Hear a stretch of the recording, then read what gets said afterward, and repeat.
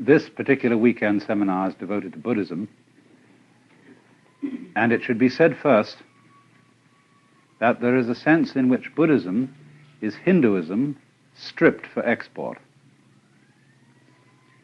Last week, when I discussed Hinduism, I discussed many things to do with the organization of Hindu society, because Hinduism is not merely what we call a religion, it's a whole culture.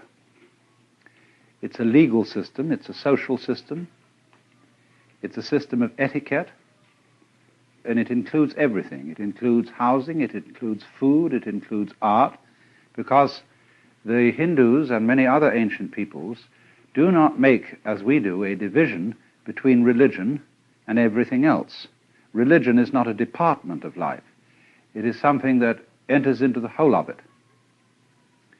But you see, when a religion and a culture are inseparable, it's very difficult to export a culture, because it comes into conflict with the established traditions, manners, and customs of other people.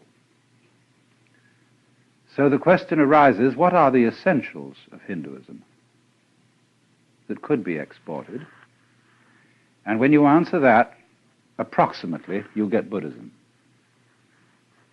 As I explained, the essential of Hinduism, the real deep root, isn't any kind of doctrine.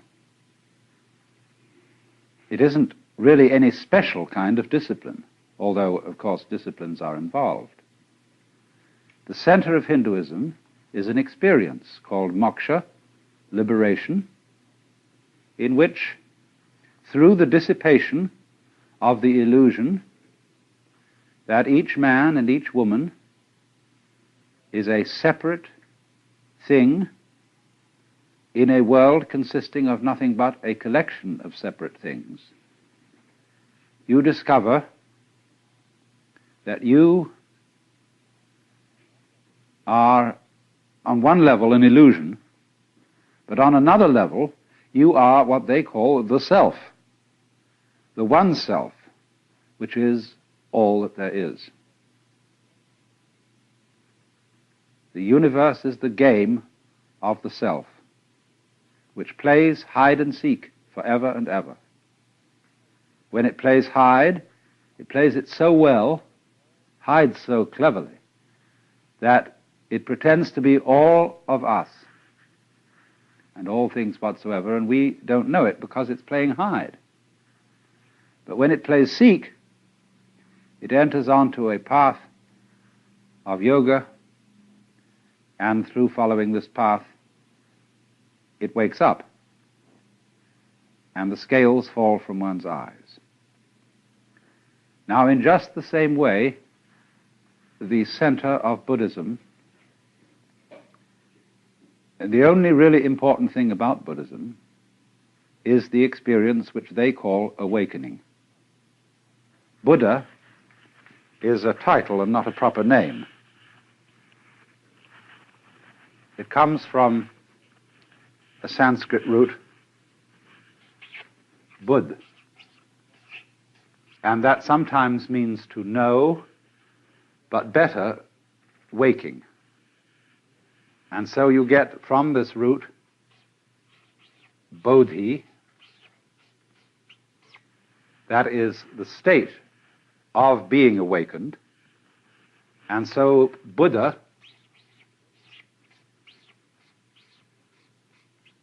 the awakened one, the awakened person. And so there can, of course, in Buddhist ideas, be very many Buddhas. The person called the Buddha is only one of myriads, because they, like the Hindus, are quite sure that our world is only one among billions, and that Buddhas come and go in all the worlds. But sometimes, you see, there comes into the world what you might call a big Buddha, a very important one. And such a one is said to have been Gautama, the son of a prince living in northern India, in the part of the world we now call Nepal, living shortly after 600 BC. All dates in Indian history are vague, and so I never tried to get you to remember any precise date, like 564, which some people think it was. But just after 600 BC is probably right. Most of you, I'm sure, know the story of his life. But the point is that when in India a man was called a Buddha or the Buddha, this is a title of a very exalted nature. It is first of all necessary for a Buddha to be human. He can't be any other kind of being. Whether in the Hindu scale of beings he's above the human state or below it. He is superior to all gods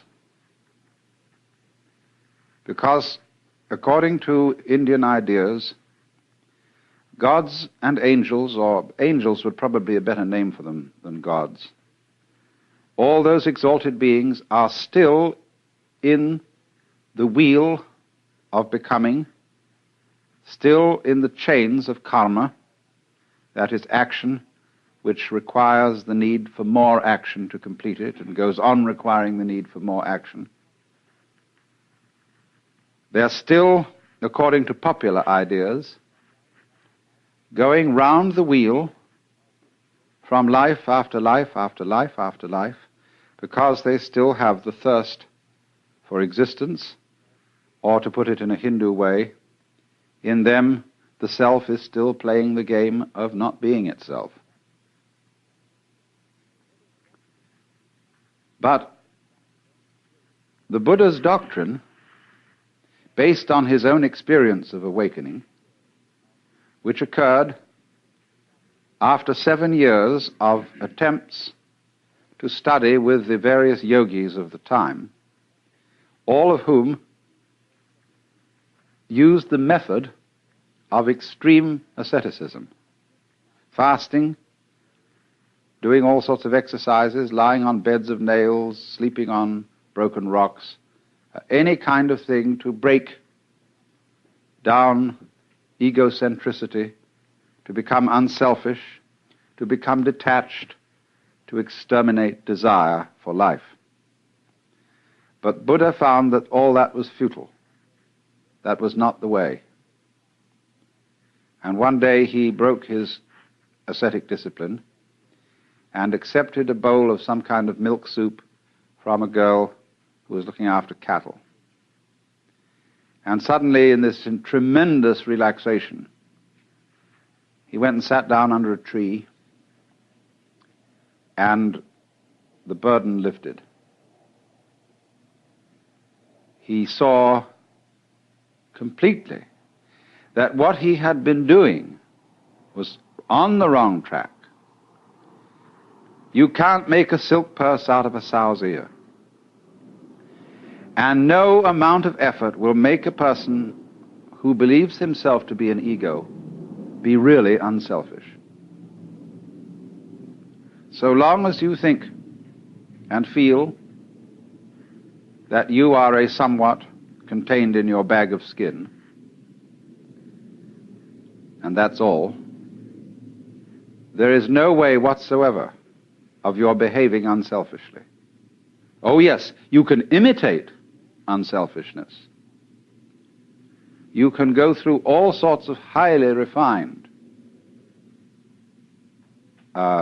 forms of selfishness, but you're still tied to the wheel of becoming by the golden chains of your good deeds, as the obviously bad people are tied to it by the iron chains of their misbehaviors.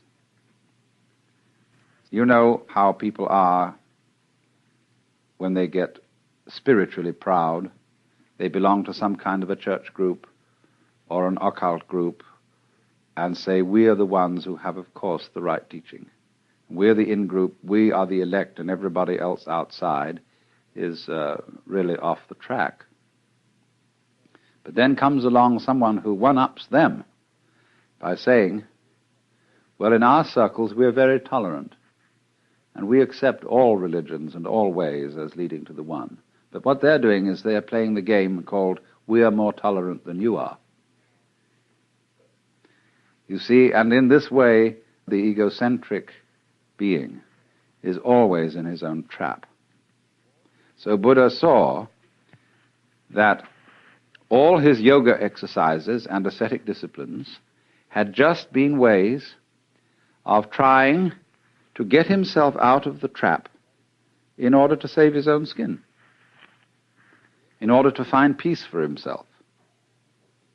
And he realized that that is an impossible thing to do because the motivation ruins the project. He found out then, you see, that there was no trap to get out of except himself. Trap and trapped are one. And when you understand that, there isn't any trap left. I'm going to explain that, of course, more carefully. So, as a result of this experience, he formulated what he calls the Dharma. That is the Sanskrit word for method. You will get a certain confusion when you read books on Buddhism, because they switch between Sanskrit and Pali words. The earliest Buddhist scriptures that we know of are written in the Pali language, and Pali is a softened form of Sanskrit. So that, for example, whereas the doctrine of the Buddha is called in Sanskrit the Dharma, but in Pali, and in many books of Buddhism, you'll find the Buddha's doctrine described as the Dhamma. And so in the same way, karma in Sanskrit becomes in Pali kamma. Buddha remains the same.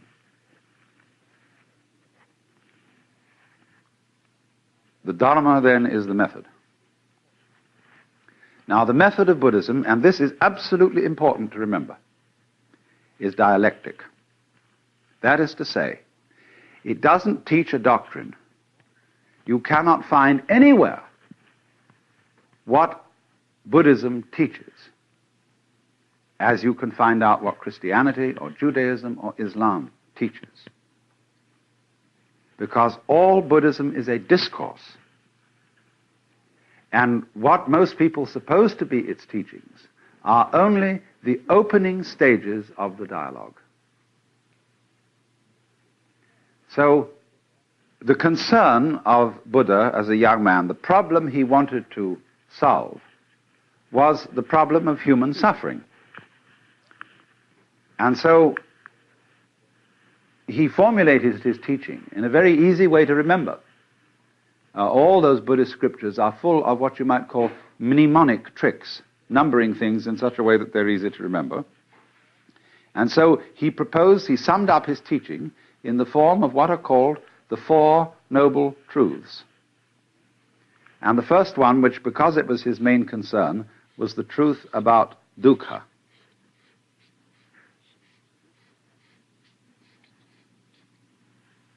Dukkha, suffering, pain, frustration, chronic dis-ease. It is the opposite of sukha, which means sweet, pleasure, etc. So, insofar as the problem posed in Buddhism is dukkha, I don't want to suffer, and I want to find someone or something that can cure me of suffering. That's the problem. Now, then if there's a person who solved the problem, a Buddha, people come to him and say, Master, how do we get out of this problem?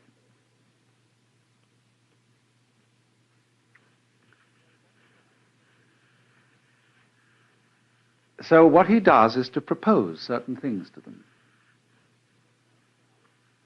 First of all, he points out that with dukkha go two other things. These are respectively called anitya, and anatman. Anitya means nitya means permanent. So impermanence, flux, change is characteristic of everything whatsoever. There isn't anything at all in the whole world, in the material world, in the psychic world, in the spiritual world, there is nothing you can catch hold of and hang on to for safety. Nothing. Not only is there nothing you can hang on to, but by the teaching of anatman, there is no you to hang on to it. In other words, all clinging to life is an illusory hand grasping at smoke. If you can get that into your head and see that that is so, nobody needs to tell you that you ought not to grasp, because you see you can't.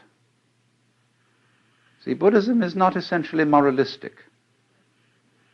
The moralist is the person who tells people that they ought to be unselfish when they still feel like egos, and his efforts are always and invariably futile, because what happens is he simply sweeps the dust under the carpet and comes back again somehow. But in this case, it involves a complete realization that this is the case. So that's what the teacher puts across to begin with.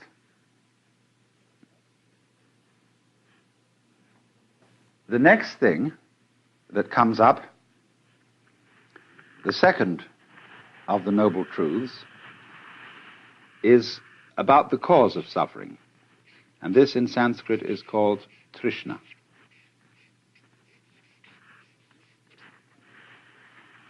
Trishna is related to our word thirst.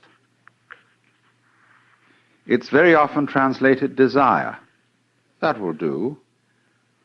Better perhaps is craving, clinging, grasping, or even, to use our modern psychological word, blocking. When, for example, somebody is blocked and dithers and hesitates and doesn't know what to do, he is, in the strictest Buddhist sense, attached. He's stuck.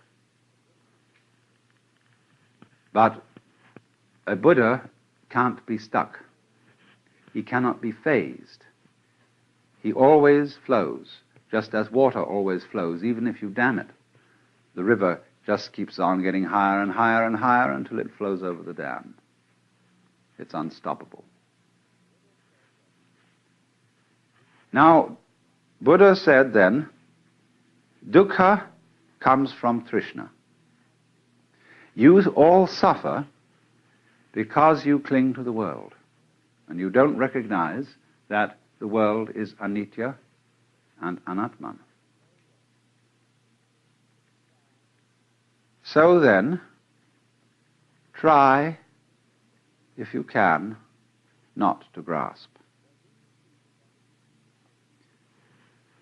Well, do you see that that immediately poses a problem? Because the student who has started off this dialogue with the Buddha then makes various efforts to give up desire, upon which he very rapidly discovers that he is desiring not to desire. And he takes that back to the teacher, who says, well. He said, of course, you are desiring not to desire, and that's, of course, excessive. All I want you to do is to give up desiring as much as you can. Don't want to go beyond the point of which you're capable. And for this reason, Buddhism is called the middle way.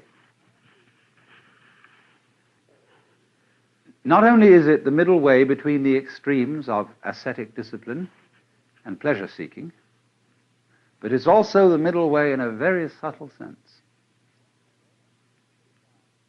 Yes, don't desire to give up more desire than you can.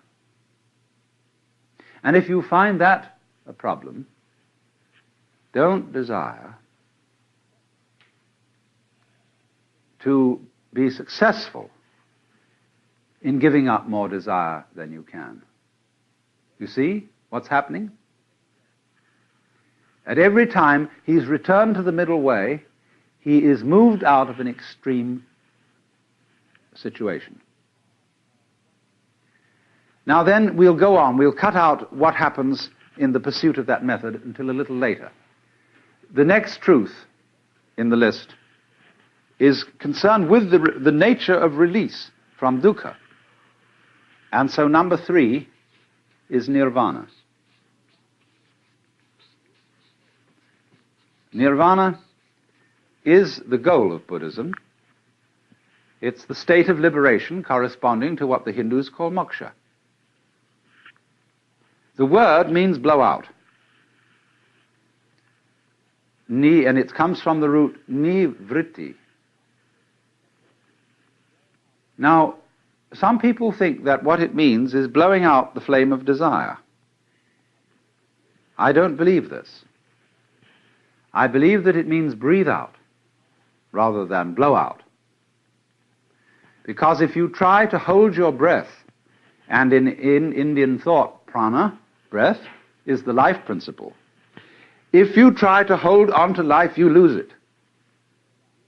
You can't hold your breath and stay alive. It becomes extremely uncomfortable to hold on to your breath. And so in exactly the same way, it becomes extremely uncomfortable to spend all your time holding on to life. What the devil is the point of surviving, going on living, when it's a drag? But you see, that's what people do. They spend enormous efforts on maintaining a certain standard of living, which is a great deal of trouble. You know, you get a nice house in the suburbs, and the first thing you do is you plant a lawn. You've got to get out and mow the damn thing all the time. And you buy expensive this, that, and soon you're all involved in mortgages, and instead of being able to walk out in the garden and enjoy it, you sit at your desk looking at all the books and filling out this, that, and the other, and paying bills and answering letters. What a lot of rot. But you see, that is holding on to life. So, translated into colloquial American, nirvana is because if you let your breath go, it'll come back. So, nirvana is not annihilation. It's not disappearance into a sort of undifferentiated void. Nirvana is the state of being let go. It is a state of consciousness and a state of, we might call it, being here and now in this life. We now come to the most complicated of all. Number 4, marga. Marga in Sanskrit means path. And the Buddha taught an 8-fold path for the realization of nirvana. This always reminds me of a story about Dr. Suzuki, who is a very, very great Buddhist scholar. And many years ago, he was giving a fundamental lecture on Buddhism at the University of Hawaii. And he'd been going through these 4 truths, and he said, fourth noble truth is called a noble eightfold path. First step of noble eightfold path called shoken. Shoken Japanese mean right view, or Buddhism, fundamentally is a right view, a right way of viewing this world. Second step of Noble Eightfold Path is, I forget second step, you look it up in the book.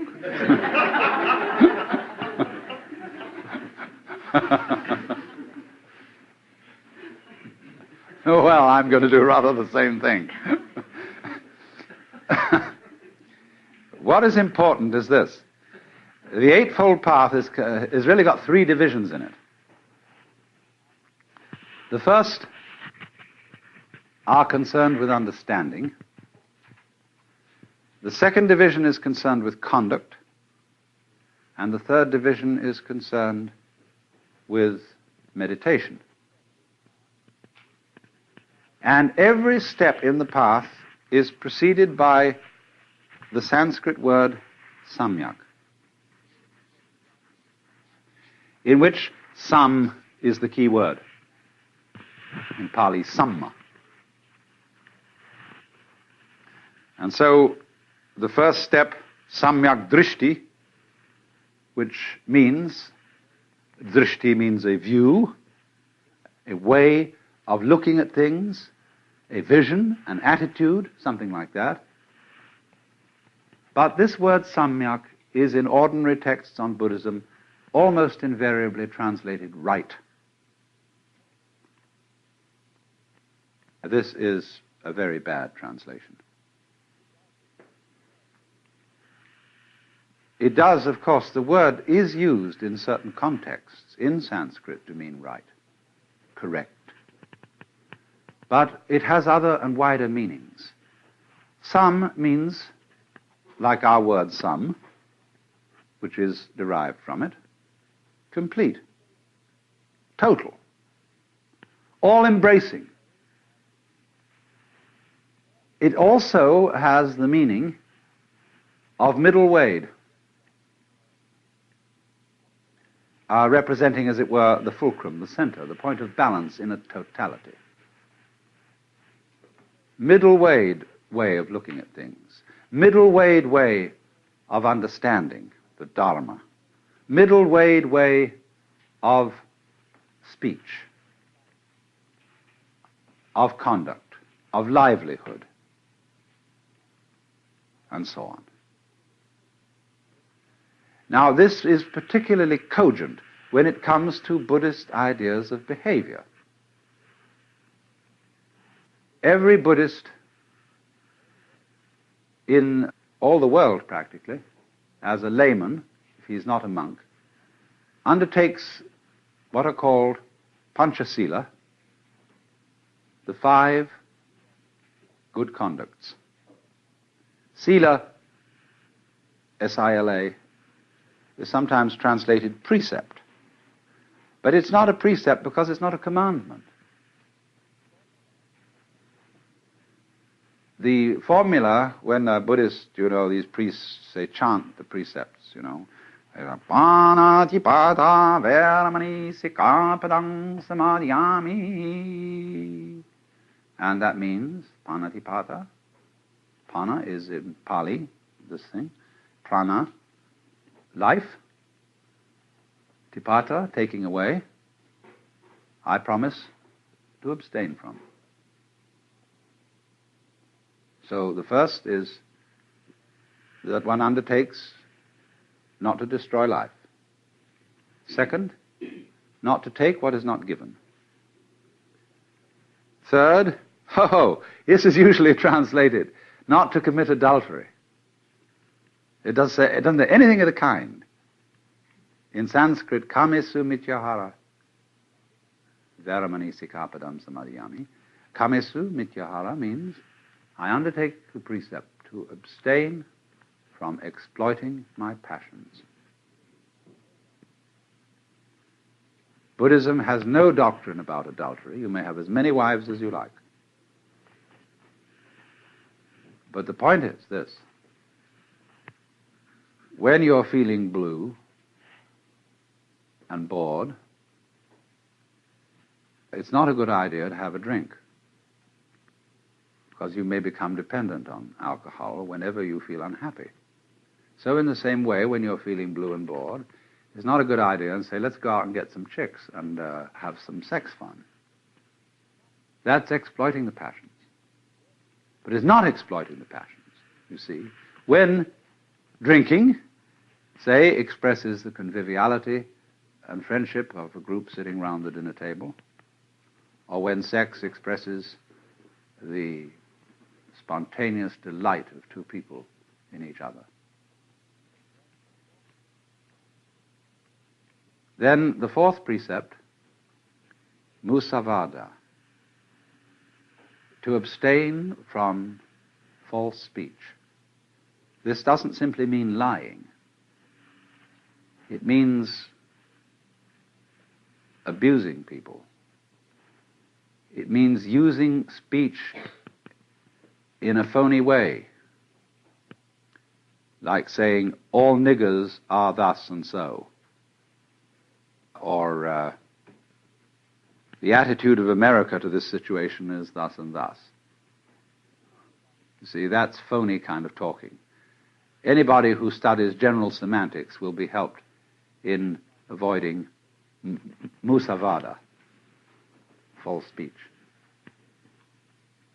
The final precept is a very complicated one, and nobody's quite sure exactly what it means.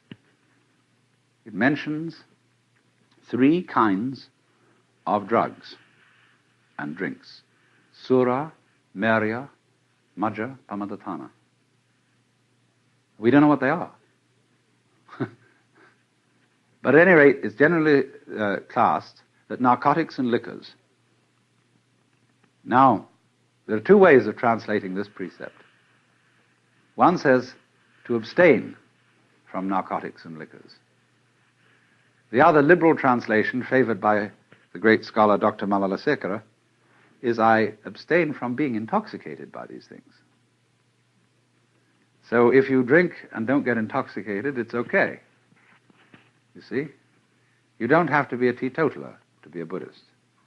This is especially true in Japan and China. My goodness, how they throw it down.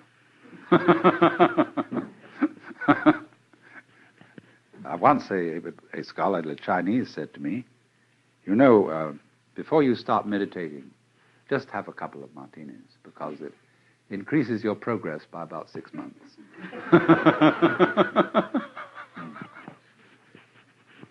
Well,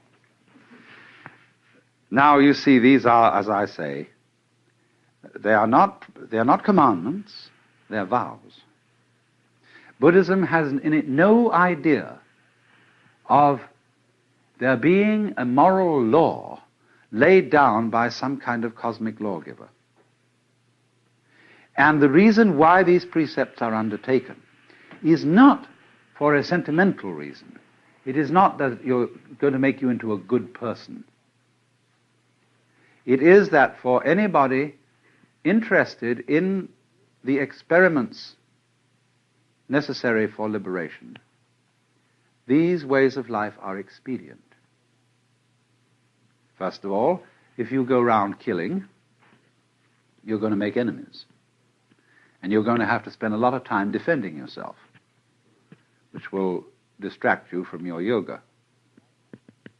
If you go around stealing, likewise, you're going to acquire a heap of stuff, and you're going to, again, make enemies.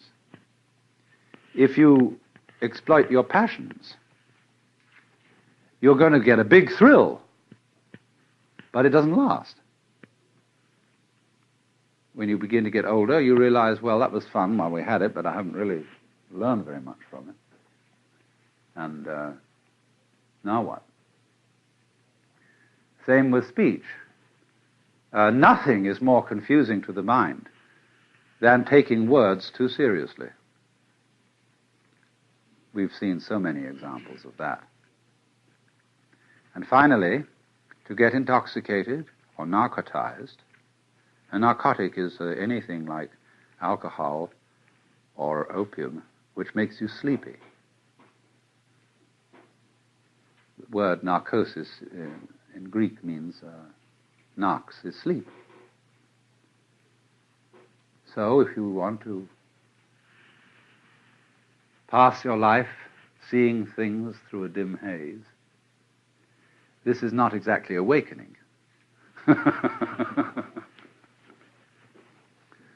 So then, that's so much for the conduct side of Buddhism. We come then to the final parts of the Eightfold Path. There are two concluding steps, which are called, well, I explained the word samadhi, but I'll write it here again. Smriti, samyak smriti, and samyak samadhi. Smriti means recollection, memory, present-mindedness.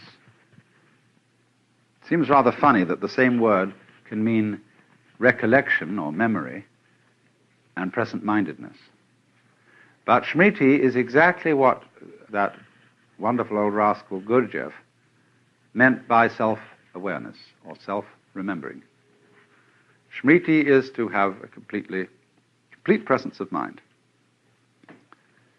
So there is a wonderful meditation called the House That Jack Built meditation, at least that's what I call it, that the southern Buddhists practice. He walks, and he says to himself, there is a lifting of the foot. There is a lifting of the foot.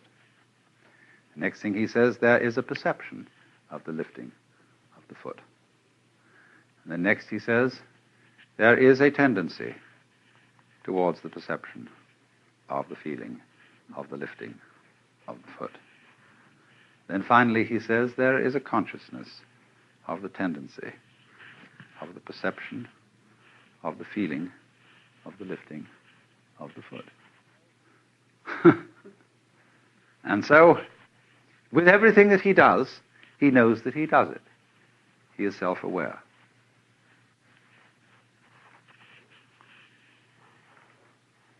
This is tricky. Of course, it's not easy to do. But as you practice this, I'm going to let the cat out of the bag, which I suppose I shouldn't do. But you will find that there are so many things to be aware of at any given moment in what you're doing that at best you only ever pick out one or two of them. That's the first thing you'll find out. Ordinary conscious awareness is seeing the world with blinkers on. As we say, you can think only of one thing at a time. That's because ordinary consciousness is narrowed consciousness. That's being narrow-minded in the true sense of the word. Looking at things that way. Then you find out that, as in the course of going around, being aware of what you're doing all the time, what are you doing when you remember? Or when you think about the future? I am aware that I am remembering. I am aware that I am thinking about the future. But you see, what eventually happens is you discover that there isn't any way of being absent-minded. All thoughts are in the present and of the present.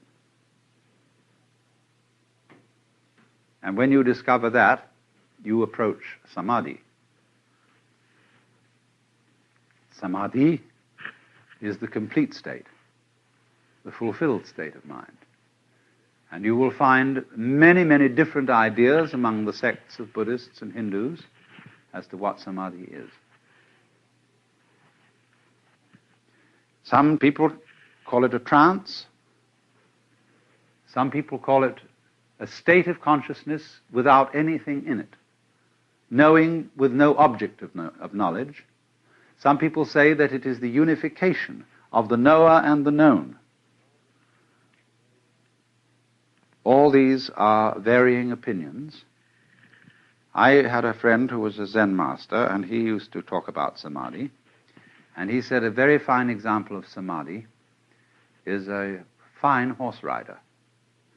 When you watch a good cowboy, he is one being with the horse.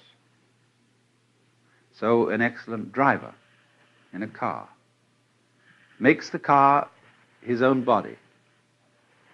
And he absolutely is with it so also a fine pair of dancers. They don't have to shove each other to get one to do what the other wants him or her to do. They have a way of understanding each other, of moving together as if they were Siamese twins. That's samadhi, on the physical, ordinary, everyday level.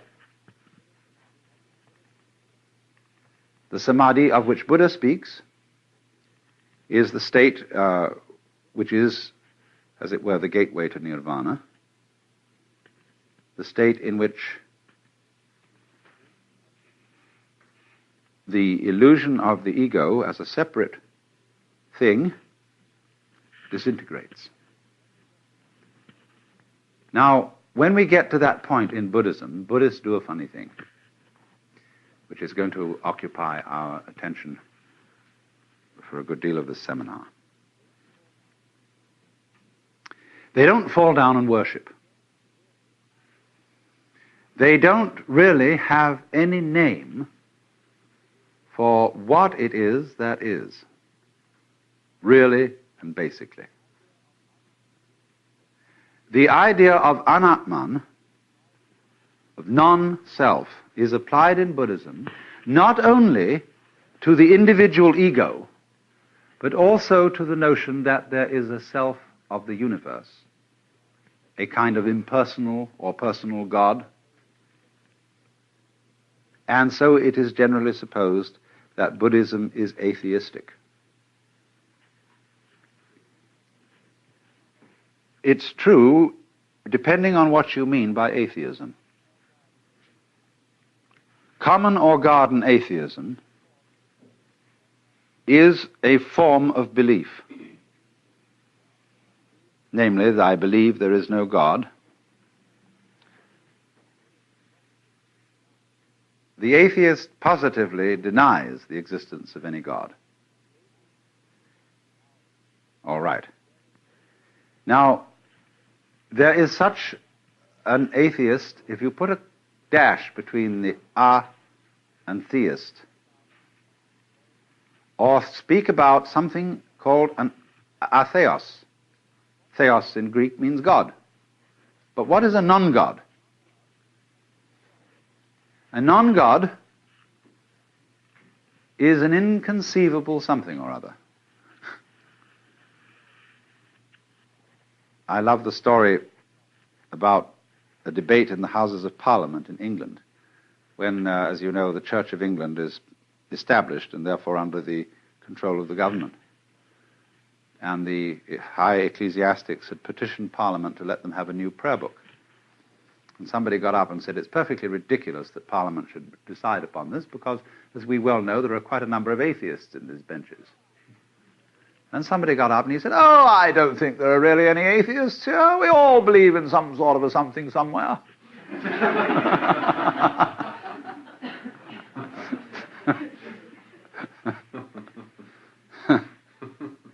Now, again, of course, it isn't that some Buddhism believes in some sort of a something somewhere, and that is to say, in vagueness. Here is the point. If you believe, if you have certain propositions that you want to assert about the ultimate reality, or what Paul Tillich calls the ultimate ground of being, you're talking nonsense. Because you can't say something specific about everything. You see, supposing you wanted to say God has a shape.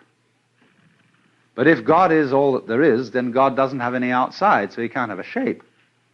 You have to have an outside and space outside it to have a shape. So that's why the Hebrews, too, are against people making images of God. But nonetheless, Jews and Christians persistently make images of God, not necessarily in pictures and statues, but they make images in their minds. And those are much more insidious images. Buddhism is not saying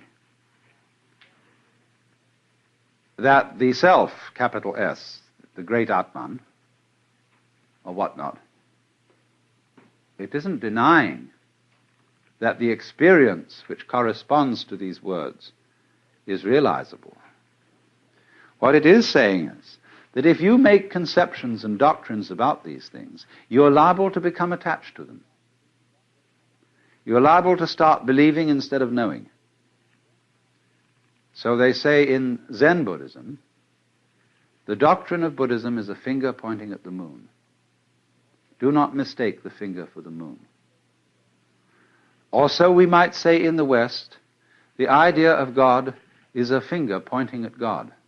But what most people do is, instead of following the finger, they suck it for comfort. And so Buddha chopped off the finger. And undermined all metaphysical beliefs.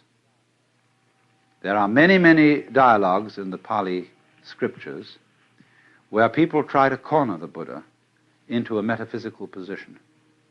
Is the world eternal? The Buddha says nothing. Is the world not eternal? And he answers nothing. Is the world both eternal and not eternal? And he don't say nothing.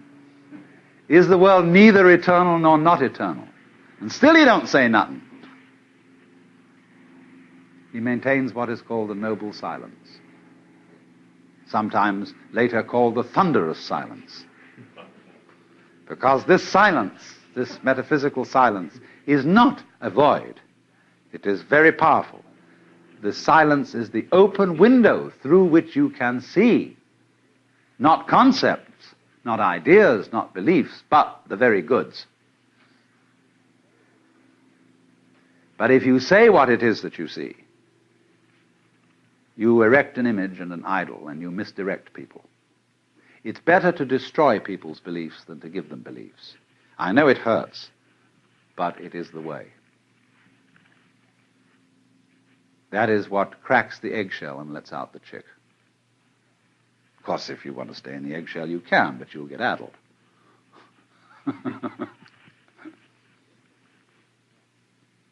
This, then, you see, is why Buddhism is in dialogue form.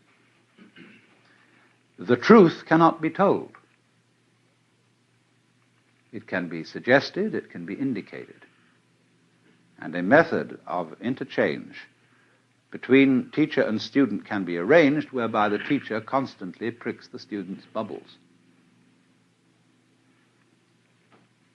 And that's what it's all about. And because that's the way it is, we find that in the course of history, Buddhism keeps changing. It develops, it grows. As people make all these explorations that the original Buddha suggested, they find out all kinds of new things. They explore the mind. They find out all the tricks of the mind. They find out ever so many things. And they begin to teach these things, talk about them. And some people in modern Asia, influenced by Protestantism, say, let's go back to the simple original teachings of the Buddha. Like people say, let's get back to the simple teachings of Jesus. Well, the simple teachings of Jesus are as lost can get. Nobody can read the New Testament with a clean mind today. Because whenever you look at the Bible, don't you hear some preacher's voice in your childhood reading those words? Hasn't your culture taught you to interpret these words in certain ways? You can't get back. And nobody can get back to Buddha.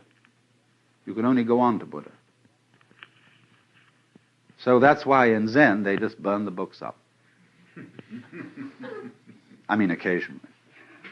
Because to burn up books, you've got to have some books to burn up. But when, you can say that the teaching of the founder is the thing. This is terrible. It's like the oak suddenly saying one day, hey, we oughtn't to have all these leaves around here. We ought to be just that simple little acorn.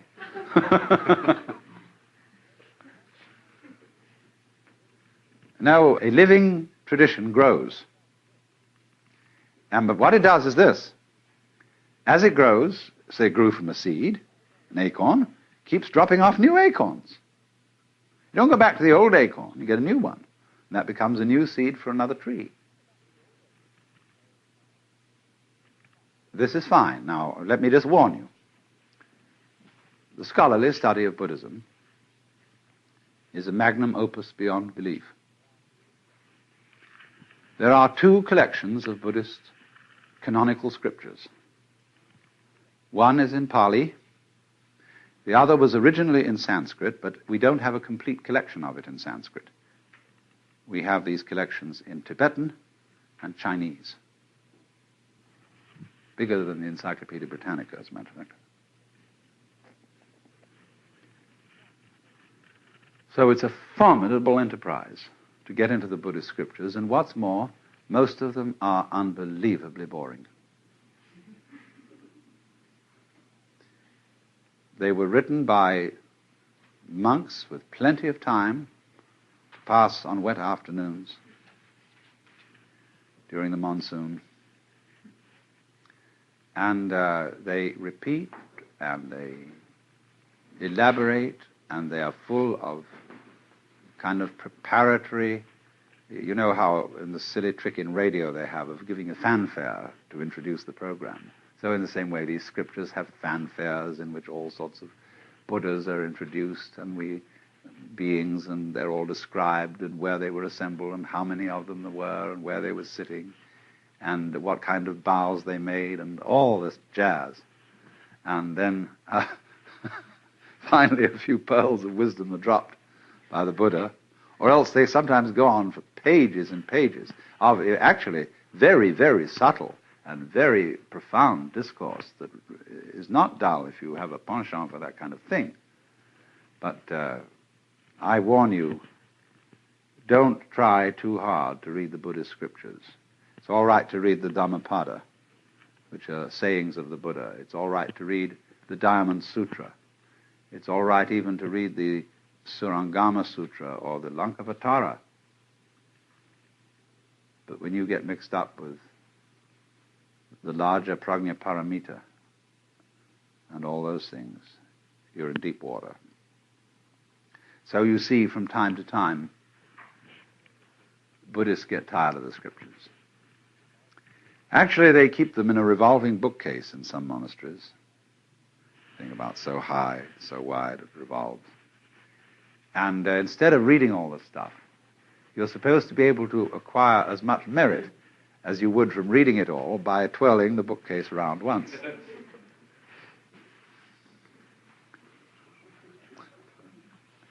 In Zen monasteries, they have an annual ceremony for reading the scriptures, but they are printed like an accordion.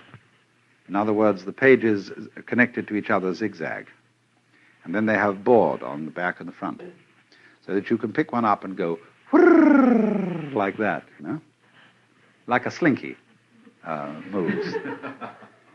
And so each monk is assigned a pile of the volumes. This happens once a year. And they all chant sections of the scripture, but very often each monk chants a different one. And while they're doing this, they pick up a volume and go click and put it down on the other side. Pick up the next one, click. And this is the annual reading of the scriptures. There's a wonderful picture of this being done in Suzuki's book, The Training of the Zen Buddhist Monk. So you see, Buddhists are funny about scriptures. They don't treat them the way Christians treat the Bible. They respect them.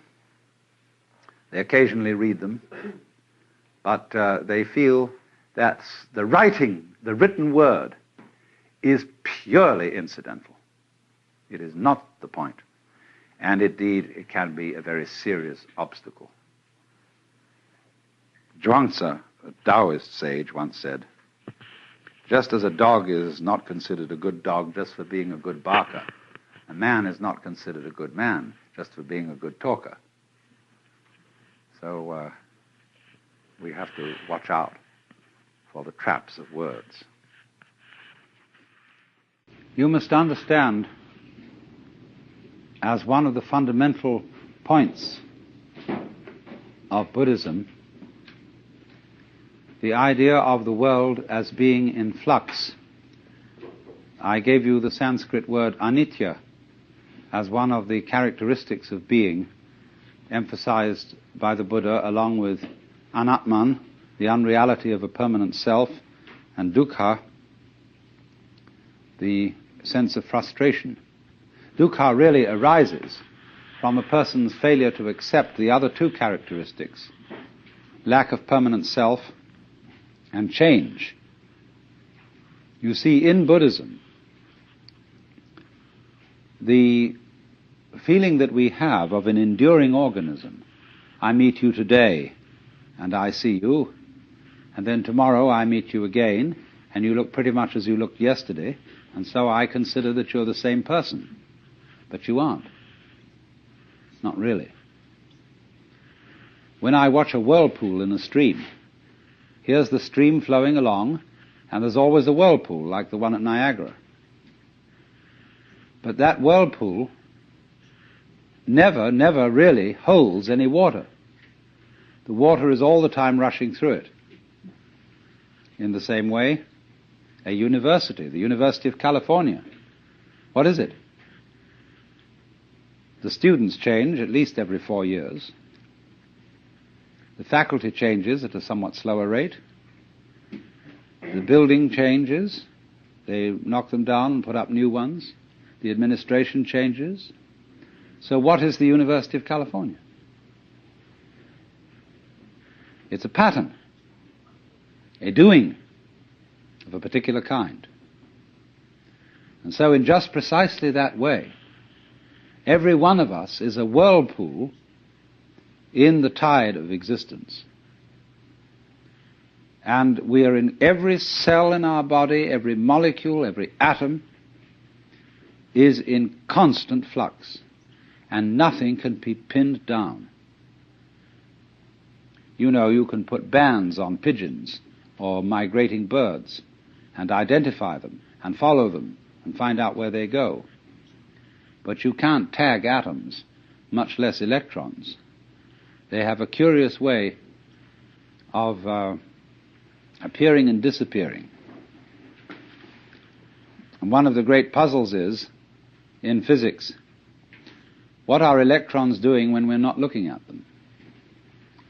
Because our observation of them has to modify their behavior. We can't see an electron without putting it in an experimental situation where our examination of it in some way changes it. What we would like to know is what it's doing when we're not looking at it. Does the light in the refrigerator really go off when we close the door? But this is fundamental, you see, to Buddhistic philosophy. The philosophy of change. From one point of view, change is just too bad. Everything flows away. And there's a kind of sadness in that, a kind of nostalgia, and there may be even a rage. Go not gently into that good night, but rage, rage at the dying of the light. But there's something curious. There can be a very fundamental change in one's attitude to the question of the world as fading. On the one hand, resentment, and on the other, delight. If you resist change, of course you must to some extent. When you meet another person, you don't want to be thoroughly rejected, but you love to feel a little resistance. Don't you? You know, you have a beautiful girl and you touch her. You don't want her to go blah. But so round, so firm, so fully packed. A little bit of resistance, you see, is great. So there must always be resistance in change, otherwise there couldn't be even change. There'd just be the world would go, and that'd be the end of it. But because there's always some resistance to change, there is a wonderful manifestation of form. There is a dance of life. But the human mind, as distinct from most animal minds, is terribly aware of time.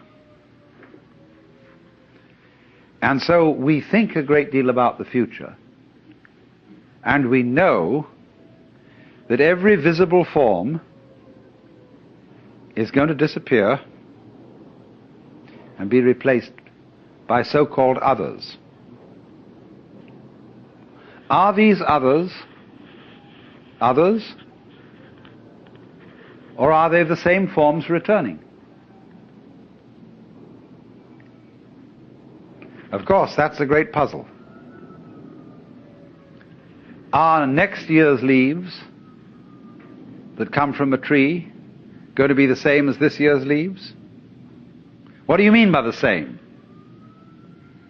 They'll be the same shape, they'll have the same botanical characteristics, but you'll be able to pick up a shriveled leaf from last autumn and say, look at the difference. This is last year's leaf, this is this year's leaf. And in that sense, they're not the same. What happens when any great musician plays a certain piece of music? He plays it today, and then he plays it again tomorrow. Is it the same piece of music, or is it another? In the Pali language, they say, nacha so, nacha anno, which means not the same, and yet not another.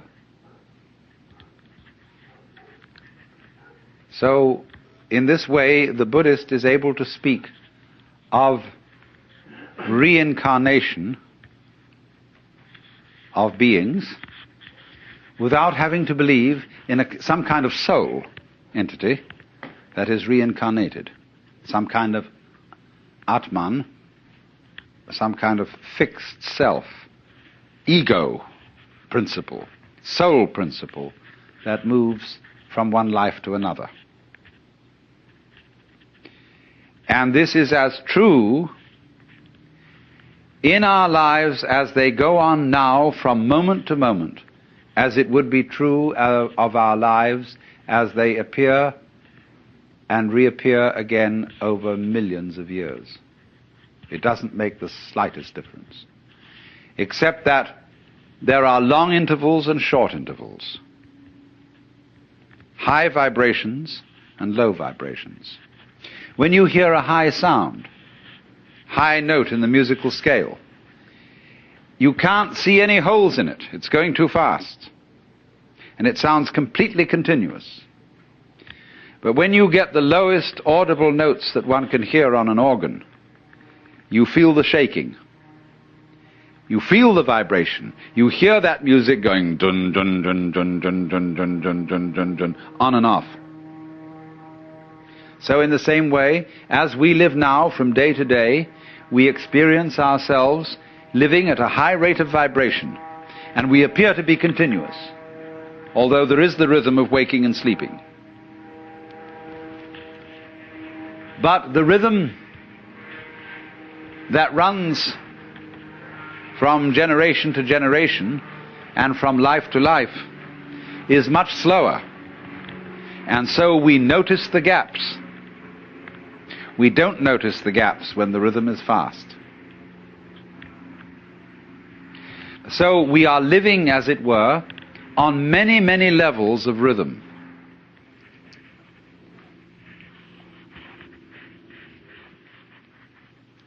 This is the nature of change.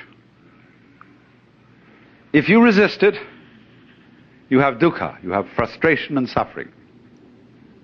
But on the other hand, if you understand change, you don't cling to it, and you let it flow, then it's no problem. It becomes positively beautiful, which is why in poetry, the theme of the evanescence of the world is beautiful. When Shelley says, "The one remains, the many change and pass. Heaven's light forever shines, earth's shadows fly.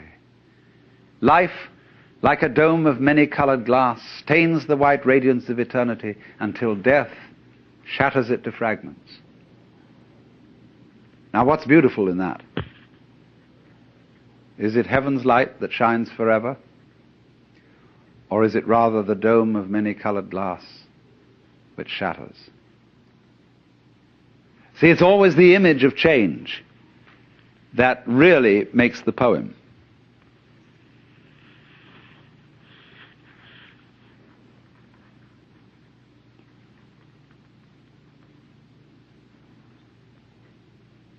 Tomorrow and tomorrow and tomorrow creeps on life's petty pace from day to day.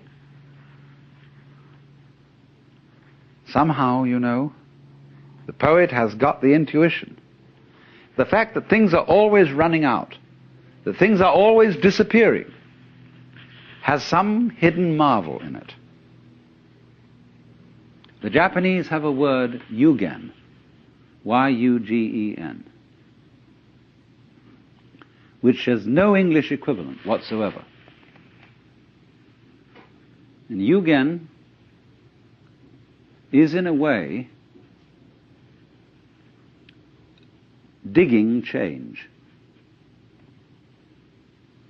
It's described poetically.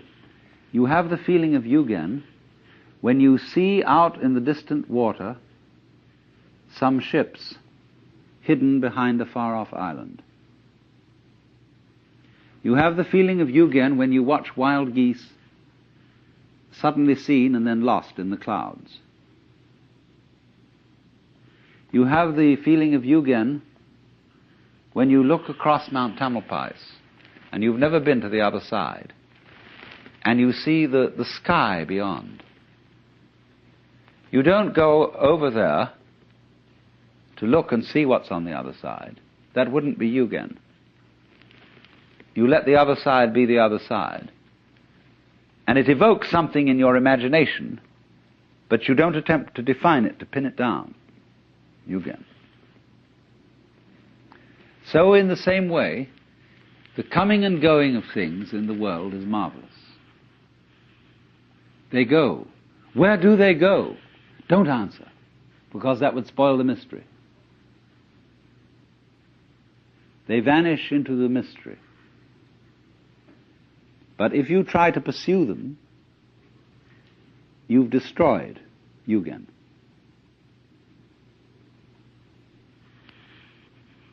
It's a very curious thing, but that idea of yugen, which in Chinese characters means, as it were, a kind of the deep mystery of the valley. There's a poem in Chinese which says, "The wind drops, but the petals keep falling. The bird calls, and the mountain becomes more mysterious." Isn't that strange? There's no wind anymore, and yet petals are dropping. And a bird in the canyon cries. And that one sound in the mountains brings out the silence with a wallop. Like I remember when I was almost a child in the Pyrenees, in the southwest of France, we went way up in this gorgeous silence of the mountains. But in the distance we could hear the bells on the cows clanking. And somehow those tiny sounds brought out the silence. And so in the same way, slight permanences bring out change.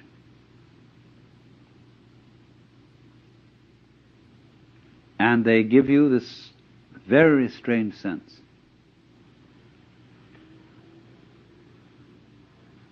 Yugen, the mystery of change. You know, in Eliot's poem, The Four Quartets, where he says, the dark, dark, dark, they all go into the dark. Distinguished families, members of the book of the director of directors, everybody, they all go into the dark.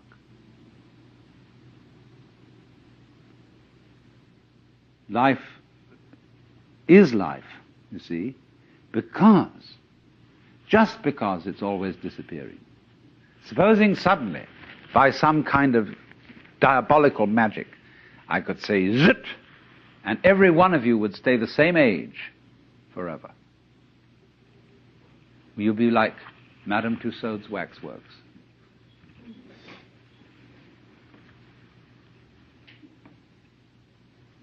You would be awful.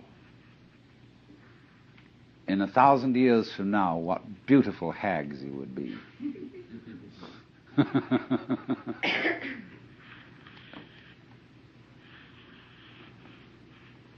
So, the trouble is that we have one-sided minds. And we notice the wave of life when it is at its peak or crest.